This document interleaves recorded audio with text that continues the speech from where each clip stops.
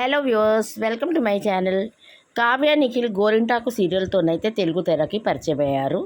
అయితే ఈ మధ్యనే గోరింటాకు సీరియల్ ప్రొడ్యూసర్ శ్రీకాంత్ గారి బర్త్డే సెలబ్రేషన్ జరిగాయి. అయితే కావ్య అంటే ఆయనకు ఎంతో ఇష్టం. అలాగే కావ్య కూడా శ్రీకాంత్ గారిని తన సొంత ఫాదర్ లాగా ట్రీట్ చేస్తుంది.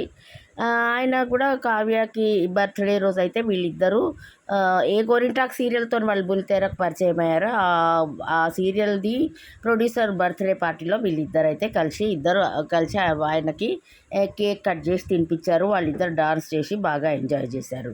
అయితే గోరింటాక్ సీరియల్తో ఫస్ట్ ఎంట్రీ ఇచ్చిన కావ్య నిఖిల్ 6 years వాళ్ళు లవ్లో ఉన్నారు. కానీ అనే యూట్యూబ్ ఛానల్ పెట్టి వాళ్ళైతే వీడియోస్ పెట్టి చాలామంది అభిమానుల్ని సొంతం చేసుకున్నారు.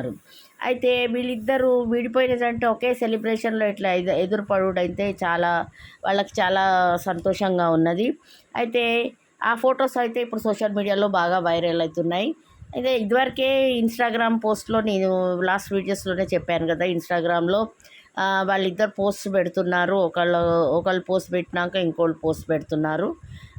కానీ వాళ్ళు కామెంట్స్ అయితే పెడతలేరు, ఎందుకంటే దొరికిపోతామని. ఎందుకంటే వాళ్ళకి ఇద్దరు కలిసి చేస్తే వాళ్ళకి ఇప్పుడు స్టార్మాలో నిఖిల్కి 1 year వరకు బాండ్ ఉంటుంది స్టార్మా ఛానల్లో. కాబట్టి స్టార్మాలోనే ప్రోగ్రామ్స్ అన్నీ వస్తాయి. ఆదివారం పరివారం అని ప్రతి ఫెస్టివల్కి, ఇప్పుడు వ్యాలంటైన్స్ డే వస్తుంది, వాళ్ళన్నిటికీ వాళ్ళకి ఫంక్షన్స్ ఉంటాయి. కాబట్టి వీళ్ళిద్దరు బ్రేకప్ని కాన్సెప్ట్ లాగా పెట్టుకొని అయితే థీమ్స్ లాగా చేస్తున్నారు. అయితే ఒకవేళ వాళ్ళు కలిసిపోయారని తెలిస్తే మాత్రం ఇది ఇక వాళ్ళకి పెద్దగా స్టార్ ఛానల్స్ నుంచి ఇది రమ్మనుడు ప్రోగ్రామ్స్ అనేది తగ్గిపోతాయని వాళ్ళిద్దరు అయితే ఓపెన్గా అయితే బయటికి చెప్తలేరు.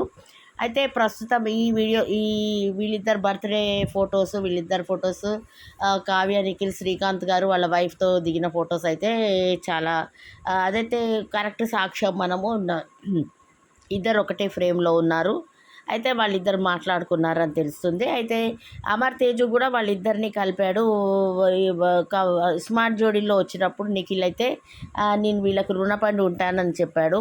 అమర్దీప్కి ఇంకా తేజస్వినికి వాళ్ళ ఫ్యామిలీ థీమ్లో వాళ్ళని సపోర్ట్ చేయడానికి అయితే స్మార్ట్ జోడీకి వచ్చాడు నిఖిల్. ఇక కావ్య అయితే తను బిగ్ బాస్ హౌస్లోకి వెళ్ళినప్పుడు నిఖిల్ స్టార్టింగ్లో నాగార్జున సార్కి నేను సింగిల్ అని చెప్పాడు. తర్వాత సోనియా యష్మితో కొద్ది క్లోజ్గా మూవ్ అయ్యాడు. అయితే ఎప్పుడైతే నిఖిల్ నామినేషన్స్లోకి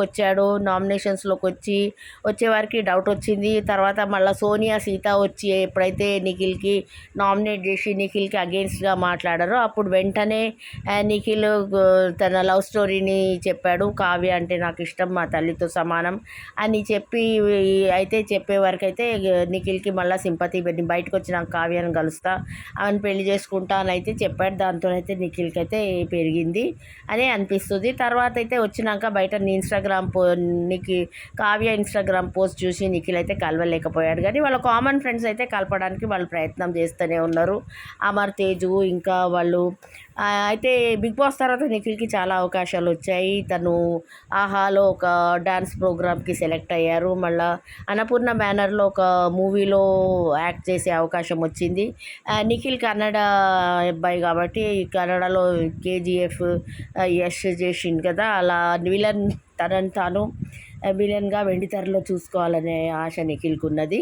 అయితే ఇప్పుడు వీళ్ళిద్దరికి అయితే మంచి క్యారియర్ ఉంది. వీళ్ళిద్దరు కలిసిపోతే మాత్రం వీళ్ళిద్దరికి చాలా సీరియల్స్ ప్లాన్ చేసాం. మొన్న స్మార్ట్ జోడీలో కూడా సుహాసిని చెప్పింది వీళ్ళిద్దరితో కలిసి నేను ఒక సీరియల్ స్టార్ట్ చేస్తా అని చెప్పింది.